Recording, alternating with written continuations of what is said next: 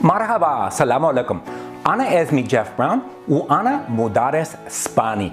بس دلوقتي أنا بتكلم العربي. ليه؟ زي أنا بتكلم العربي.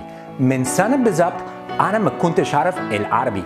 أنا ما كنتش أعرف ولا كلمة بالعربي. ودلوقتي أنا بتكلم العربي كويس. مش كويس أوي، مش كويس جدا، مش مية مية أكيد. بس أنا مبسوط مع العربي بتاعتي. في الفيديو ده أنا هوريكم ازاي اتعلم اللغة ان انتوا عايزينها. بس في الفيديو ده انا عايز ان انتوا بيشوفوا الطريقة مهمة ان اتعلم اللغة ان انتوا عايزينها. انا مش ذكي قوي، انا مش اوبكارينو، انا مش ساحر، انا شخص عادي زي انتوا جاهزين اتعلم اللغة ان انتوا عايزينها؟ أنا جاهز. يلا بينا، يلا نتعلم اللغة الجديدة.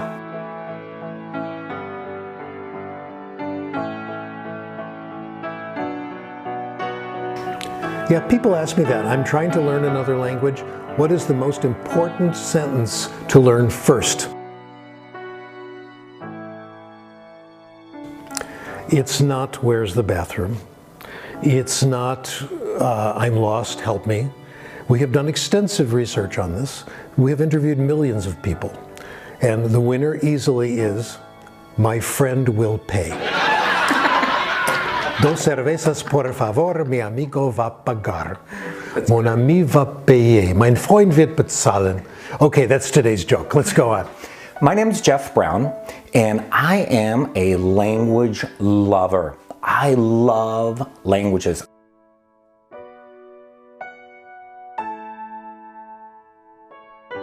I've decided to make this video because I'm going to show you, or I want to show you guys, how to learn or how to acquire the language of your choice, the language of your dreams in 1 year.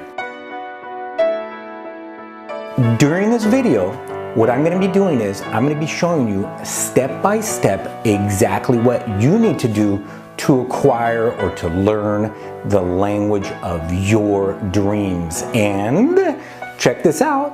During this year, during this video, I'm going to be acquiring a new language. I'm going to be learning a new language over the year, and I'm going to show you exactly step by step what I do to acquire that language. So during this video, I'm going to show you what you need to do, and I'm going to show you myself learning a new language. So I've decided to learn Arabic.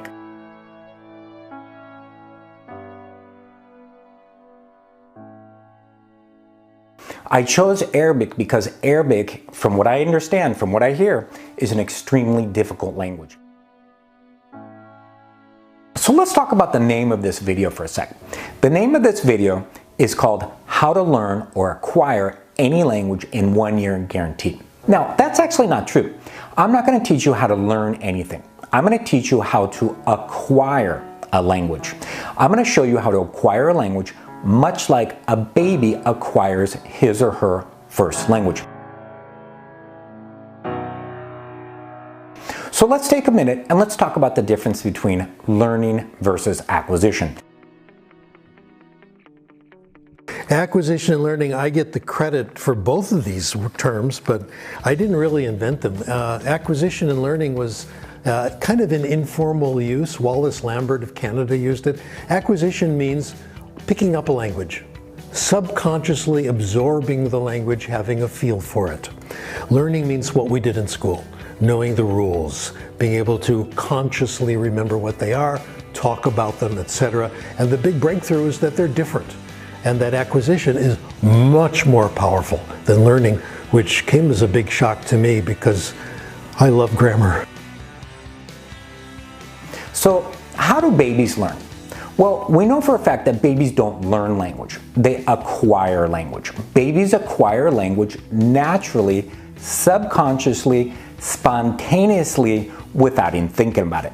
They acquire language through what's called comprehensible input. So comprehensible input is the input that you get if you are a native speaker child growing up in any culture. The language that adults and caregivers use with you and other siblings and other children, all other humans, is comprehensible input. So that kind of input eventually creates acquisition. We acquire language from that kind of input. Learning is the sort of superimposition of conscious grammar, where we have a set of grammar rules, and so we consciously learn those. We haven't absorbed them like we did as a child, or if we learn a second language, we can also acquire it by simply living in the culture, interacting with people, and absorbing those rules.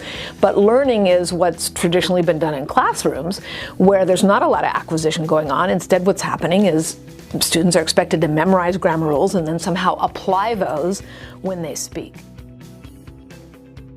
In the reviews of the research I've looked at, the studies that claim grammar worked in their experiments, kids who had grammar did better.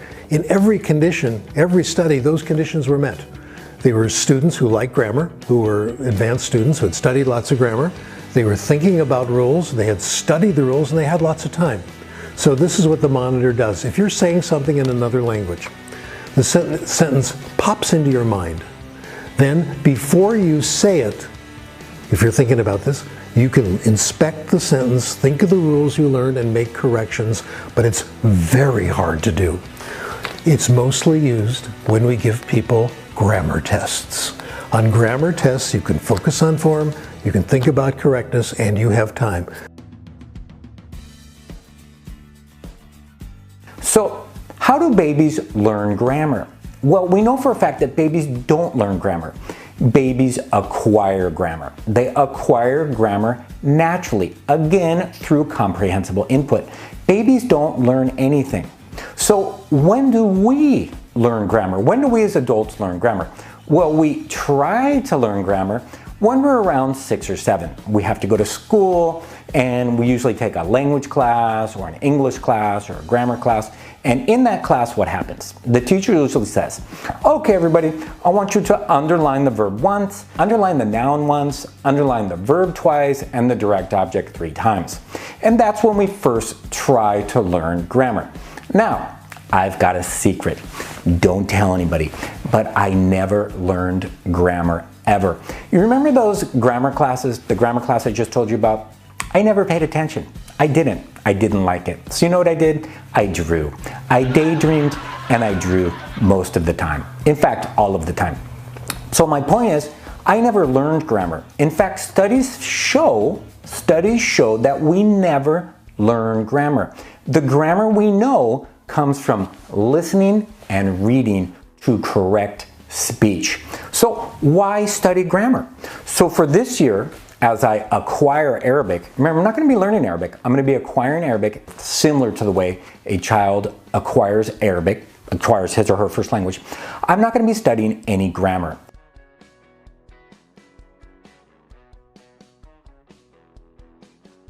Now, there's a lot of you out there that love grammar. I know. I've met some of you. If you love grammar, that's fine. And you want to study grammar, that's fine.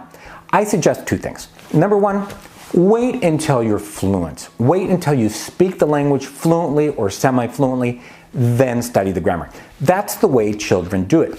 Or what you could do is just browse grammar. Maybe 1 minute a day, maybe 2 minutes a day. Just look at it and that's it. So if you study grammar, it actually hurts. There's a hypothesis called the monitor hypothesis. And what the monitor hypothesis says is this.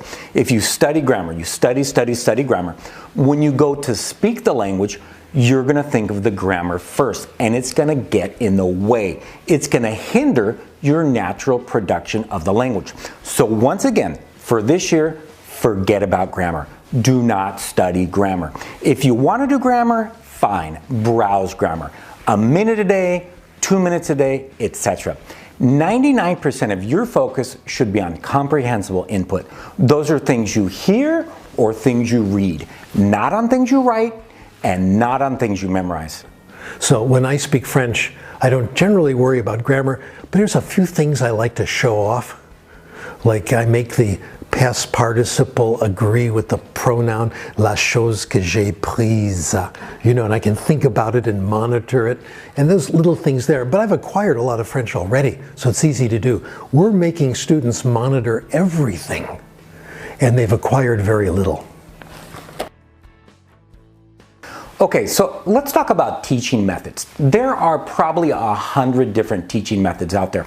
And is there a teaching method which comes closest to the way a child or a baby acquires his or her first language? And the answer is yes, there are two. The first one is called the natural approach. And the natural approach was invented in the 1970s by doctors Stephen Krashen and Tracy Terrell. Stephen Krashen is from USC and Tracy Terrell is from UCI, which is UC Irvine. So basically what happened in the 1970s is doctors Krashen and Terrell got together and they said, hey, let's see if we can design a teaching method for foreign language classrooms where the students acquire the language similar to most closest to the way a baby acquires his or her first language. So the natural approach was born. In a nutshell, basically in a natural approach classroom, this is what happens. Students don't get any grammar instruction. So there's no explicit grammar instruction at all. There's no verb conjugation, there's no fill in the blanks, there's no indirect object pronouns, preterite, subjunctive, etc. None of that. Students acquire grammar naturally, similar or exactly the way a baby acquires his or her first grammar. Secondly, there's no correction. So in a natural approach classroom, students are never corrected. And we'll talk about corrections later. And number three, in a natural approach classroom, the language is entirely done in the target language. So there's very little, if not any, English in the classroom. I would say at least 90% target language, 10% English only in emergencies, only when you really, really have to. The second teaching method is called TPRS. And TPRS is used mainly in high schools and elementary schools and middle schools. And I love TPRS. So TPRS stands for Teaching Proficiency Through Reading and Storytelling. Oh, I love TPRS. And so basically what TPRS does is, just the way it sounds, students acquire the language through storytelling. Storytelling, lots of stories, and then they augment that or they reinforce that with reading. So the class revolves around storytelling, and then after the story, there's reading to accompany the storytelling, or they read at home. So a lot of stories in the classroom, a lot of reading at home, etc.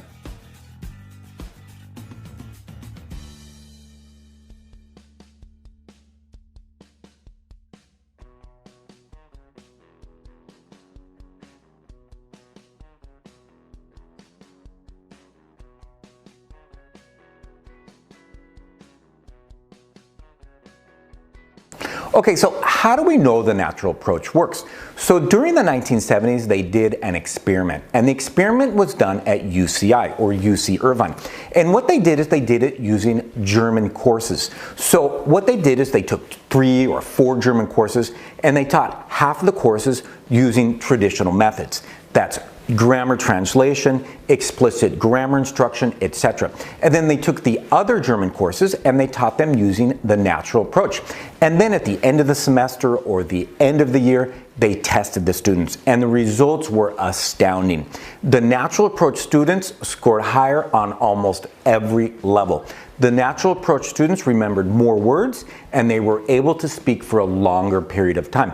Now, more recently, another test was done, and it was done by an instructor named Dr. Beniko Mason.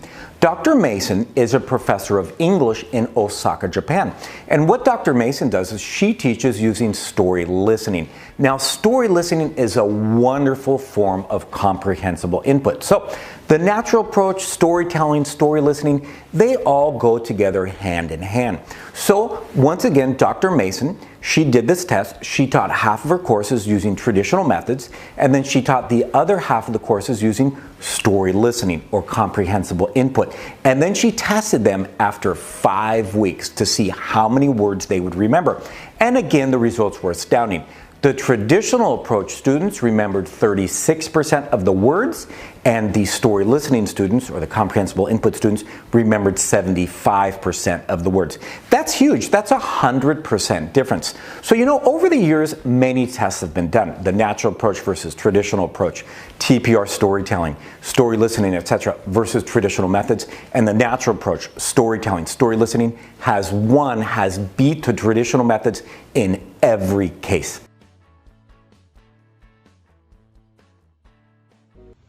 Mă numesc Alina Filipescu, predau limba spaniolă, clasa a 7-a și a 8-a la Kramer Middle School.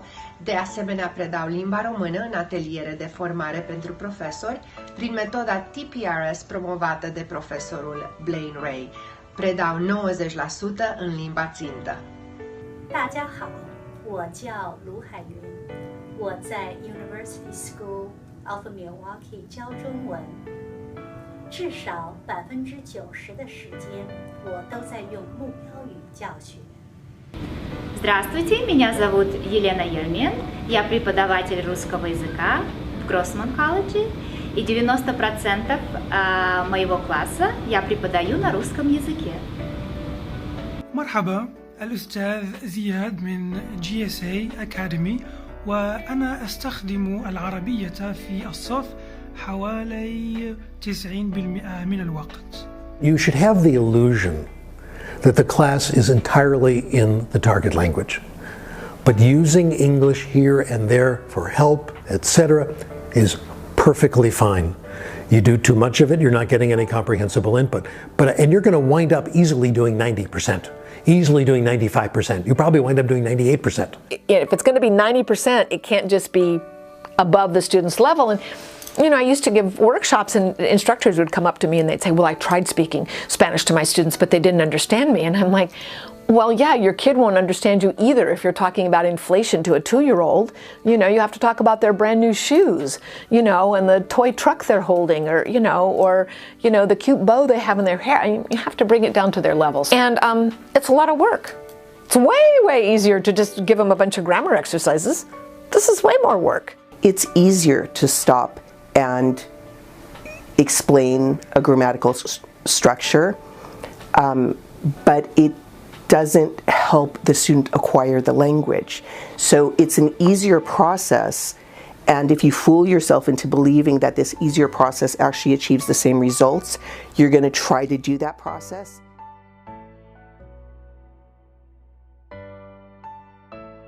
The State Department of the United States has come up with a list of languages and their corresponding difficulty levels. Now, this is a list for native English speakers, like me. I'm a native English speaker. So in level 1, you'll find the easiest languages for English speakers to acquire. And in level 1, you'll have Spanish, Italian, French, Portuguese, Romanian, Dutch, Swedish, and Afrikaans. Now, the reason these languages are so easy for English speakers is these languages have tons and tons of cognates. A cognate is a word that sounds exactly like or similar to the English equivalent. So Spanish has tons and tons of cognates. For example, bicicleta, motocicleta, carro, automóvil, gorilla, etc. So same thing with Portuguese, Romanian, French, Italian. They have tons and tons of English cognates.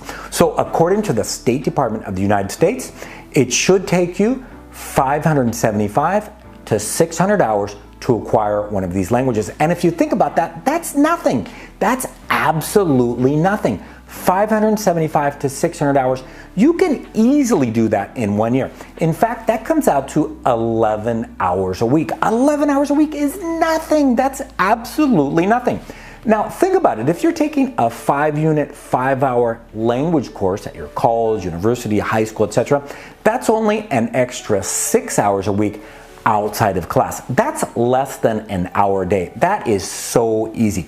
Okay, level 2. So level 2 is German, and according to the State Department of the United States, it should take 750 hours to acquire German. And from what I hear, German is a little more difficult. The grammar, the German grammar is a little more difficult than, say, Romanian grammar or Portuguese grammar or Spanish grammar, etc. Okay, level 3. In level 3, you have 3 languages. You have Malaysian, Indonesian, and Swahili. Oh, how cool would it be to acquire Swahili? And according to the State Department of the United States, it should take you 900 hours to acquire one of these languages. And once again, that's nothing. 900 hours in 1 year is nothing. So over 1 year, 900 hours, that comes out to 17 hours a week. That's nothing. And once again, if you're taking a language course, a 5-hour, 5-unit language course, that should take you 12 hours a week outside of class. Okay, level 4. Now, level 4 are the majority of languages on earth. This is a huge list. This includes languages like Vietnamese, Thai, Tagalog, Hmong, Cambodian, etc. And according to the United States, the State Department of the United States, it should take you 1,100 hours to acquire one of these languages. And that's not bad. That comes out to 21 hours a week over a 1-year period. And once again, if you're taking a 5-hour language course outside of class, that's only going to take you 16 hours a week over a year to acquire one of these languages. That's a little over 2 hours a day. That's very little time. Okay, level 5, the most difficult languages on earth for an English speaker to acquire, according to the State Department of the United States. And those are 4 languages. Those are Japanese, Chinese, Korean, and Arabic. And according to the State Department of the United States, it should take you 2,200 hours to acquire one of these languages. So I've got sort of a secret, and I'm going to share the secret with you. This is what I'm going to be doing this year to acquire Arabic. I'm not going to be doing any reading or writing. I'm only going to focus on comprehensible input, listening, and speaking. Exactly what babies do. So, as you know, babies around the world don't read or write anything. If I were teaching a language that did not use the Roman alphabet, I would not do any reading and writing for a really long time. I think it's so easy to do after you have a 5,000 word vocabulary. So once your vocabulary in Arabic hits 5,000 words, it won't be so hard to learn to read and write Arabic. So one of the problems I see is a lot of students who are studying level 5 languages, for example, Japanese, Chinese, Korean, Arabic, they spend a lot of hours reading and writing the language, specifically writing the language. I've seen tons of students memorize, writing, reading, memorization. They spend tons and tons of hours writing the language, memorizing characters, etc. And they spend very little time comprehensible input, listening to the language, reading the language, speaking the language. So that's a huge mistake that I see a lot of level 5 students doing. So if you're studying a level 5 language, I'm going to suggest forget about reading and writing until you're fluent in the language or semi-fluent in the language, just like a baby acquires his or her first language. You need a language parent, somebody who's going to help you acquire the language, somebody who speaks the language that you want to acquire and help you acquire that language. And the best place to find these people, number one place is family. There might be someone in your family who speaks the language that you want to acquire. Number 2 are friends. You might have a friend who speaks the language that you want to acquire. Chances are you do. And number 3, coworkers. Chances are you probably have a coworker or 2 or 3 who speak the language that you want to acquire. In fact, all of your coworkers might speak the language you want to acquire, which would be awesome. So those are the number 1 places to find people who could be or are going to be your language parents. Now, what if you can't find enough people to be your language parents through your family, your friends, your coworkers, etc.? Another great resource is trades. Now, what are trades? Trades are basically language exchanges. That means you're going to need to find people, or you're going to find people who speak the language that you want to acquire, and you're going to trade them for the language that you already speak. In most cases, if you live in the United States, it's probably going to be English. So if you speak English, you're going to trade with someone who wants to acquire English for whatever language you want to acquire. So these are language exchanges. And I've done this thousands of times. Language exchanges are awesome. Now, where are you going to find these people? There's 2 or 3 places to find these people. The best place to find people to exchange languages with, if you speak English, the best place is at an ESL classroom, an English as a second language classroom, at your school, your college, your university, or an English language center in your community. So another great place to find trades is Craigslist. And I just put an ad in Craigslist saying, I'm acquiring this language. Would you like to trade English or Spanish or one of my other languages for whatever language I'm acquiring? And it works awesome. I've done it for Chinese. I've done it for Italian. I've done it for, I think, French. So it works really, really well. It's a great resource. Another good resource are apps, and there's a couple apps out there, and they're called Tandem and HelloTalk. And these are apps which are designed for people who want to trade language. So I've used both these apps. They work really well. And basically you go into the app, you type in the language you speak, you type in the language you want to acquire, and boom, it gives you a list of people in your area who want to exchange with you. So what are you going to do once you sit down with your language parent, your language partner, your trade, etc.? So right now, I'm going to show you the magic. This is the most important part of the entire language acquisition program. So you need two things. Number one, you're going to need magazines. You need to get as many magazines as you can find. And number two, you need children's stories. Again, you need to get as many children's stories as you can find. So let me talk first about magazines. So it doesn't matter what language the magazines are in, and it doesn't matter what language the children's stories are in. The important thing is that the magazines have tons and tons of pictures. Now this magazine is Sunset Magazine. I love Sunset Magazine for language acquisition. And the reason I love Sunset Magazine is it has tons of great pictures. Sunset Magazine is a travel magazine, which means it's going to have pictures related to travel, food, clothing, accessories, ads, etc.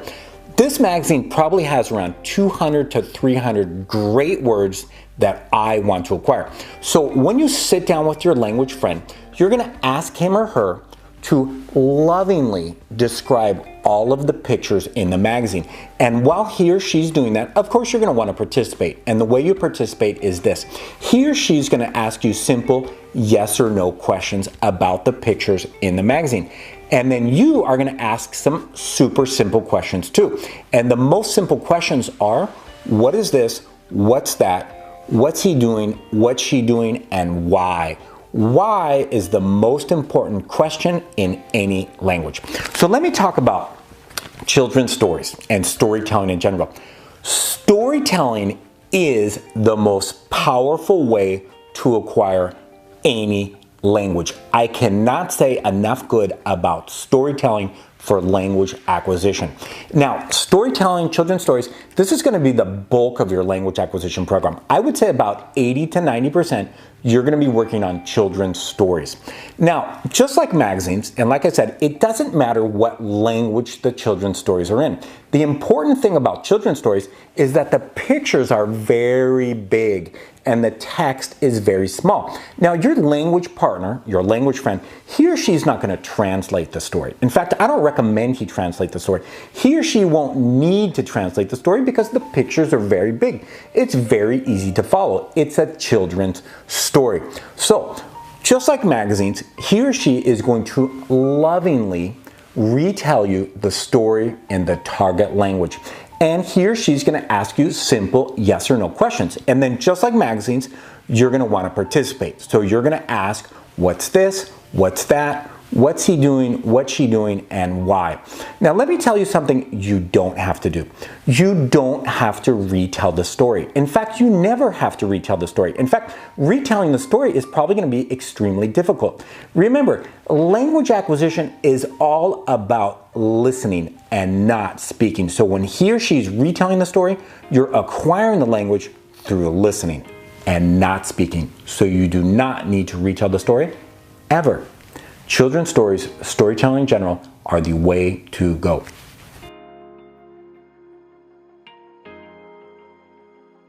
So once you sit down with your language parent, your language partner, etc., you need to tell them that you have 3 or 4 very important rules. So rule number 1 is no English. You need to tell that person, you know what, during our language session, during the hour or 2 we're together, please don't speak any English at all. Now, if you don't understand and I don't understand, you have 2 or 3 options.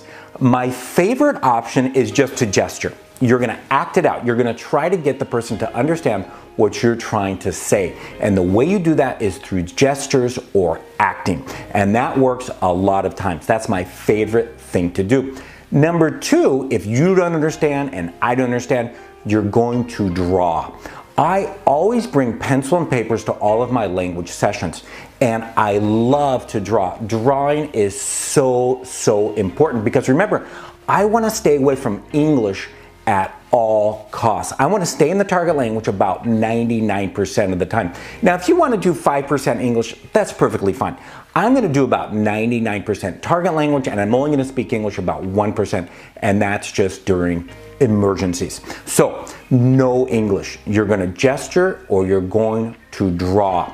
Now, if at any time you don't understand and I don't understand and we're stuck, we're going to use the term "it's not important." So we're going to say that in the target language. We're going to say, you know what? It's not important. Let's move on. Let's go to the next topic. Let's turn the page, etc. So in the target language, it's not important, and we just move on. That's rule number 1, no English. Rule number 2 is no grammar. So I'm going to ask my friend, I'm going to say, you know what? During this 2 hours or hour or 30 minutes, whatever it is, please don't teach me any grammar. Don't say because it's a girl we say it this way, because it's a boy we say it this way. If there's a group of people we say it this way. No. Remember, I'm going to be acquiring grammar naturally, like a child acquires his or her first grammar. So once again, rule number 1, no English. Rule number 2, no grammar. And rule number 3, no corrections. So I'm going to ask my friend, and you're going to need to ask your friend, please don't correct me at any time. And the reason is correction does not work. It's basically a waste of time.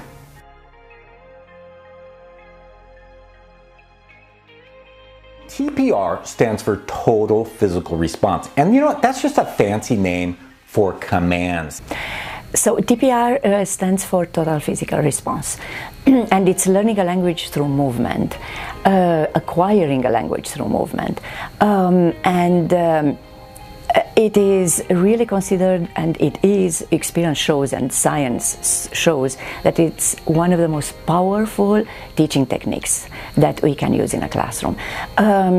It is, we use TPR every time we present language meaningfully with movement. Every foreign language acquisition program should include lots of TPR or lots of commands. So let me tell you how it works. So basically what you're going to do is when you get with your language parent or your language partner, your trade, whatever you're with, ask that person to give you a list of commands or verbs or actions. So basically you're going to have your friend tell you just a list of commands. So eat, drink, jump, sleep, dance, sing, complain, talk, turn around, jump, run, anything like that. You want to get up to about 100, 200, 300. See if you can do up to 500 commands eventually. I like to do about 50, maybe 100 on one session. So you don't even need to leave your seat to do commands. I like to use my fingers. So what I do is I go like this. I go jump, walk, run, turn around, sit down, stand up, dance, talk, yell, complain, look, watch TV, turn the TV on, turn the TV off, cry, laugh, ha ha. You can do upwards of 1,000 different commands without even leaving your seat. It's like osmosis. So reading is fantastic. The other great thing about reading is that you can so tailor it to the student's interests. It's one of the first things that I recommend to students right from the beginning. If you can start reading little things in Spanish, particularly things that you're passionate about anyways. If you love baseball and you've just watched a game and you already know what the results are, now go online to a Spanish language newspaper and read a little bit about the game in Spanish. You won't understand most of the words, that's okay. You already know what the results were, so you start getting comfortable. You have this whole context behind it.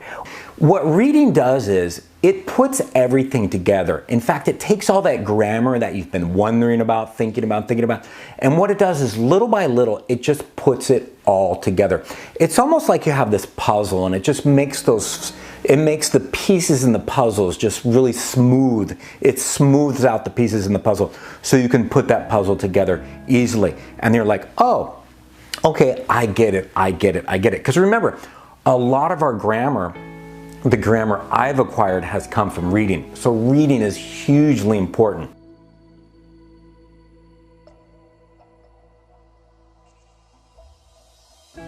I+1 simply means input plus 1.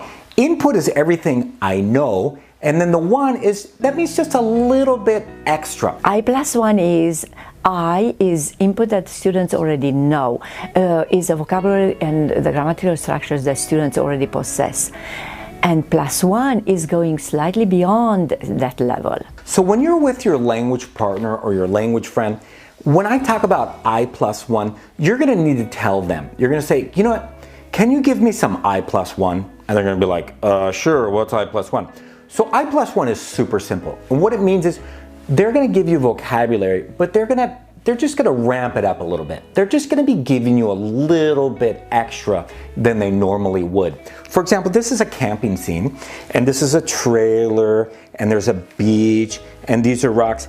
And this is a spare tire. They've got a spare tire. Spare tire is very important. You could have a blowout and then the spare tire you need to use. This trailer looks vintage, looks like a vintage trailer. It looks really expensive. I wish I had a trailer like that. So that's an example of I+1. You never just want to jump in and say, trailer, beach, grass, sun, water. No. You want your partner to give you this loving explanation. Again, like you're the baby and he or she is mom or dad. One of the things, though, that is definitely lacking in the online environments that I looked at is the group interaction. So much of language is not just the words that we're saying to each other. We communicate through our tone, we communicate through our gestures, we communicate through the space that we occupy and the way we occupy it. And when you have a group of students working together in person, there's communication that is facilitated by those other factors. Ineffective. How's that? And I recommend the work of a guy named John Truscott, Truscott. His articles, a lot of them are available online. Just look at John Truscott. He's a professor of English in Taiwan. Whenever I go there, I like to see what he's doing. He has reviewed the literature on correction more thoroughly than I have. I've done my best, but John has done a better job. Over and over again, it is not effective. You make a mistake, someone corrects you, you're supposed to change your idea of what the rule is. So I could say, j'ai allé, and the person says, no, je suis allé. I say, oh yeah, that's right. The verb to go takes, this auxiliary and not the other one. It's supposed to do that. In reality, it only works when the rule is very, very simple and you've studied it. You've time to think about it and you're focused on form. So it's the same constraints as grammar. And when correction does work and when formal instruction does work, the effect doesn't last very long. It fades away after a few months. Most of the gain is gone. So every year, students ask me what I think about Rosetta Stone and apps. And when I say apps, I mean Duolingo to be specific. So let me talk about Rosetta Stone first. With Rosetta Stone, I've got some good news and some bad news. And I'm going to start off with the bad news first. The bad news is, first off, Rosetta Stone is super boring. It is so absolutely boring. I cannot use Rosetta Stone for more than 5 minutes because I am so absolutely bored. Rosetta Stone, secondly, Rosetta Stone is missing one thing. Rosetta Stone is missing the people. There are no people. I need people.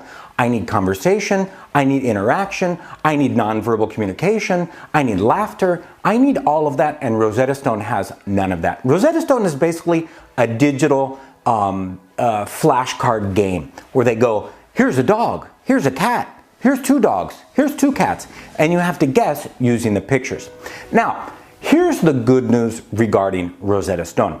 Rosetta Stone is better than nothing. Anything is better than nothing. So if you're taking a 5-hour class, a 5-unit, 5-hour class every week, and you're supplementing that with say 5 hours of Rosetta Stone, it's better than nothing. But compared to actual conversation, actual comprehensible input, it doesn't come close. So now let me talk about Duolingo. A lot of students like to use Duolingo. I have a huge problem with Duolingo. The biggest problem with Duolingo is its memorization. It's 99.9% memorization. All you're doing is memorizing words and phrases, etc. Memorization is not comprehensible input. In fact, you could memorize the entire dictionary. You could memorize the whole Spanish dictionary, French dictionary, Arabic dictionary, etc., and you would still not speak the language. It just doesn't work that way. Something I'm going to be doing brand new this year, which is going to double my comprehensible input during any given week or day, etc. And it's called the mobile phone. So what I'm going to be doing is I'm going to be using the recording device on my mobile phone. All phones have some kind of recording device. And what I'm going to be doing, this is the first time I'm going to be doing this. I'm going to be recording all of my sessions, my interactions with my teachers, my friends, my language partners, my trades, etc. And then just during the week, maybe a half hour before I go to bed or an hour a day in my car, I'm going to listen to those recordings over again. And that is absolute comprehensible input. It doesn't matter that I've heard it before. In fact, it's important that I hear it again. So I'm going to do that over and over and over again. I'm going to get at least 2, 3, maybe even 4 extra hours a week by listening to the recordings on my mobile phone. Now, more importantly, I'm going to be recording the children's story sessions because what I want is I want a whole list of stories. I want 100 different stories, children's stories on my mobile phone that I can listen to anytime. You know what the greatest thing is? After this year, I'm going to still have these on my phone and I'm going to use that just to warm up, to keep current, to keep my fluency, whatever my fluency level is. And I'm going to do that over and over and over again. And I'm going to do that for the rest of my life. My plan is I'm going to study abroad. So I'm going to study abroad this summer in Egypt for 3 months. Why? Because I have 3 months off and Egypt is a wonderful country and it's not that expensive. So my plan is right now for the 9 months, I'm going to get around 500 hours of comprehensible input in 9 months. And then when I go to Egypt, I'm going to get another 500 hours of comprehensible input in 3 months. So here I'm going to do around 10 to 12 hours a week. And then in Egypt, I'm going to do around 40 to 50 hours a week easily. Now, what am I going to do in Egypt? Easy. I'm going to do trades. If I live with the family, great. If I don't live with the family, great. But I'm going to be doing a lot of trades. I'm going to be trading English for Arabic or Spanish for Arabic or English and Spanish for Arabic. And I guarantee it's going to work. I've done it before. I'm going to use the apps. And in the end, I'm going to meet tons of wonderful people. I'm going to make lifelong relationships with people, and that's pretty much the most important part of acquiring any language. It's the relationships you're going to make, the lifelong friends you're going to make by acquiring their language.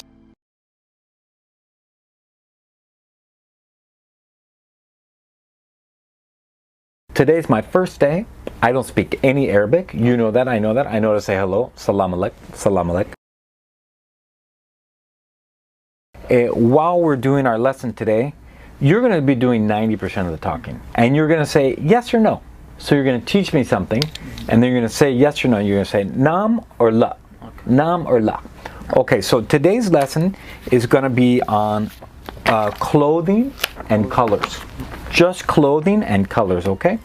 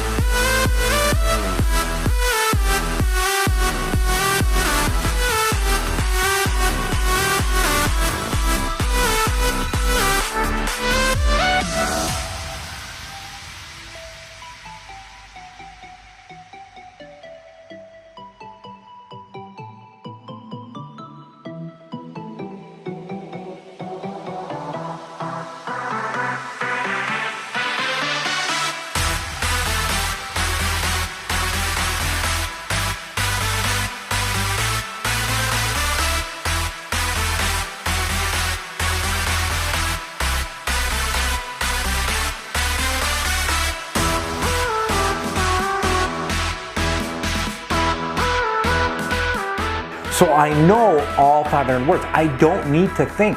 Camera, nagafa, lambda, tarabesa, kursi, batanea, كتاب, عربية خلوة, عربيتي, كتابي, كلب, كلبي, bicicleta, sarir, lamba, genina, beiti, etc. So I've got the words.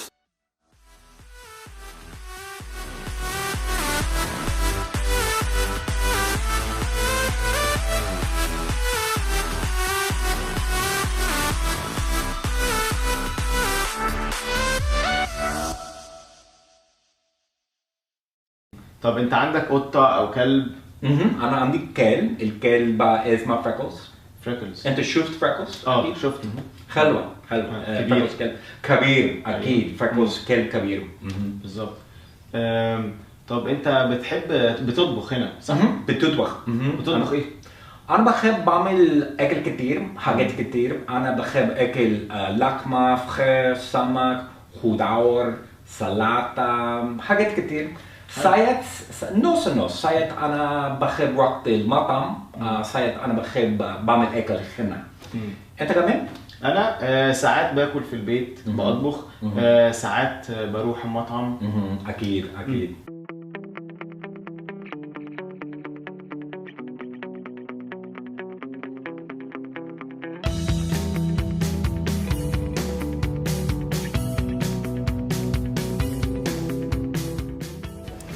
هاي زف، ازيك؟ ازيك؟ عامل ايه؟ انا كويس. انت كويسه؟ انا كويسه. اوكي. كله حلو. انت دلوقتي احنا النهارده اخر مره مع بعض. اكيد. بقالنا 200 ساعه. 200 ساعه. ساعة كتير. ساعة كتير. انا عارف.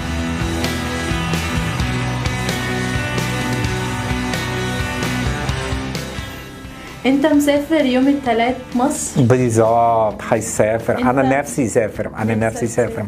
انت مبسوط انك هتسافر؟ انا مبسوط قوي علشان انا نفسي. انت وانا اتكلمت كتير مع مصر صح؟ عن مصر. ايوه، عن مصر. انت ايه اكتر حاجه عايز تعملها في مصر؟ مش عارف. انا عايز اعمل كل حاجه في مصر. انا هيسافر شويه، انا هيسافر اسكندريه اكيد. البحر الأحمر. أنا عايز أشوف الأهرامات. العمارة. في عمارة كتير في القاهرة صح؟ في عمارة كتير. عايز أكل كل حاجة. أنا عايز أكل مصري؟ كل أكل مصري. هتاكل ملوخية؟ ملوخية ممكن. سهلة أعمل أصعب في سهل أو صعبة أعمل أصعب. لا، سهلة إنك تعمل أصحاب. لو رحت القهوة أو رحت مطعم أو أي حاجة هتلاقي كل الناس بتتكلم معاك. أوكي. فكرة كويسة. أنا أعمل إيه لو ناس عايزين بس تتكلم إنجليزي معي؟ أنا؟ لهم عايزين نص وقت عربي نص وقت إنجليزي. بالظبط. أنا عايز أقول لو سمحت أنا آسف أنا مش أتكلم إنجليزي.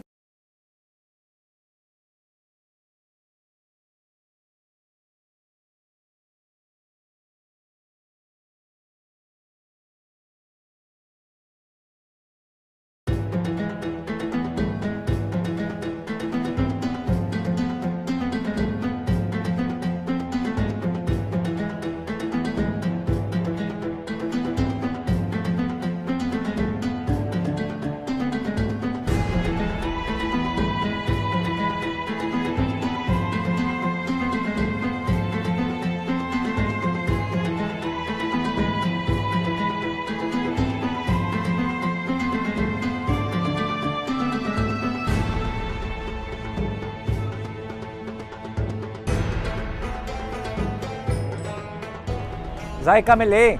انا هنا في القاهرة. انا دلوقتي في الفندق رمسيس هيلتون في القاهرة. ورا انا في النيل، نهر نيل حلوة جدا، جميلة حلوة. في القاهرة. انا عايش دلوقتي في القاهرة. انا اتعامل العربي اكيد في القاهرة. انا مش عارف اكتب، مش عارف اقرا، باش اتكلم، باش الكلام مهم. كل يوم انا بتكلم مع كل الناس هنا. مثلا الناس هنا طيبين جدا، كله عايزين ساعدني ده كويس.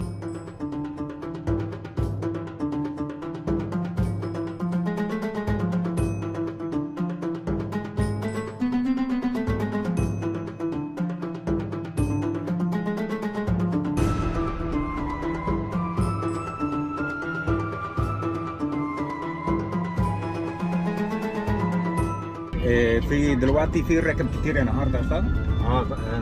النهارده انا نازل يعني حوالي الساعة 9 كده. النهارده يوم 4 ويوم خميس. يوم خميس. النهارده يوم خميس. بكره جايزة صح؟ لا احنا بنشتغل كل يوم. بس انت لا بس يوم بكره. انا بشتغل عادي. يا بشتغل انت بتشتغل بكره صح؟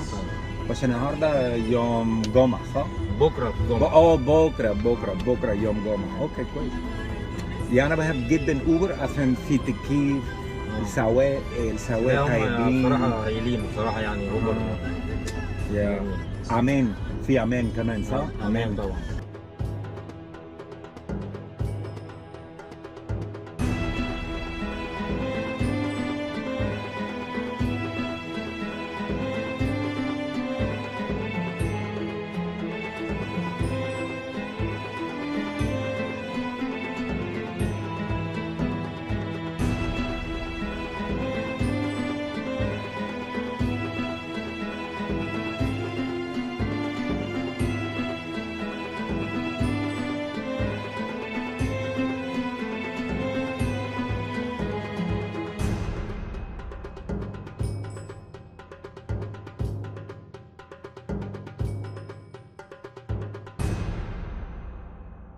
بس أنا زعلان دلوقتي.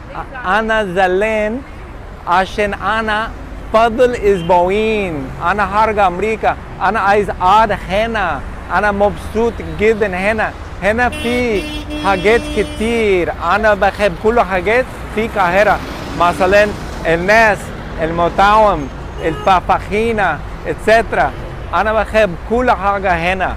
أنا مبسوط جدا هنا عشان في ناس كتير طيبين.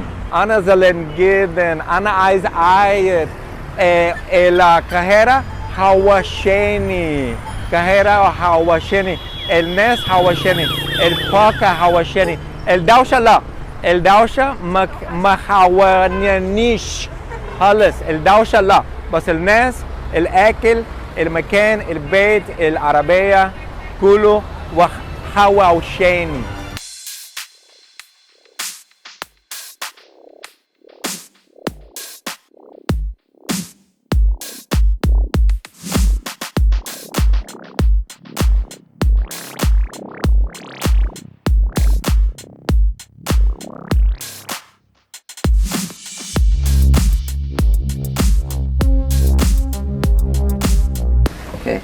أنا اسمي غازي.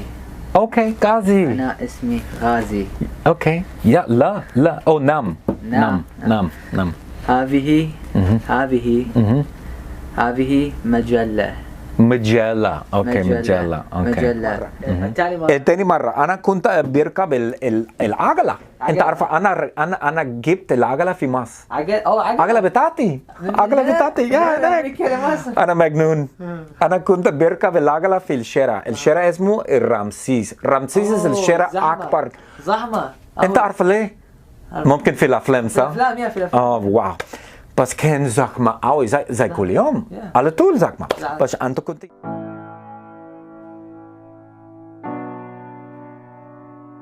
مرحبا. السلام عليكم. I just want to take a minute and I want to thank you. I want to thank you for sharing in this experience. I want to thank you for sharing in my experience of acquiring another language. And what I want you to do is I want you to go away with two things right now. Number one is this. You know, when I speak another language, whether it's English, Spanish, Italian, French, Vietnamese, Chinese, or Arabic, I don't think when I speak. In fact, I don't want to think when I speak. I just want to speak naturally without thinking. And you know, a lot of people, they tell me, oh, you are so smart. That's how you're able to acquire so many languages. And you know what? Actually, the opposite is true. I'm not that smart. I'm just a normal person. Now, if I was super smart, like a genius, you know, I would learn the language. I could learn languages, but because I'm not a genius and I'm not that smart, I have to acquire the languages. Because again, I don't want to think when I speak. I just want to speak naturally. And number two, I want you to know that you can acquire any language, the language of your choice, in 1 year. If I can do it, anybody can do it.